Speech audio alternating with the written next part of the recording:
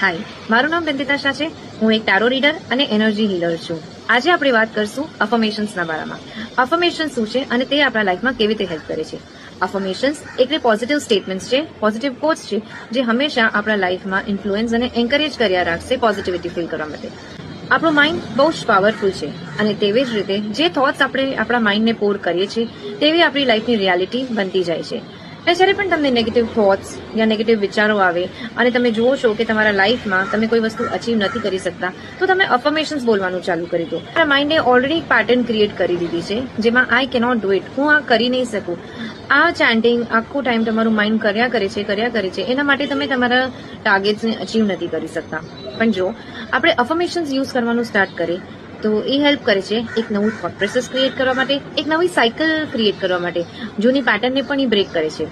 મેં મારા ક્લાયન્ટ્સને ઘણી બધી જગ્યાએ અફર્મેશન્સ આપ્યા છે, જેનાથી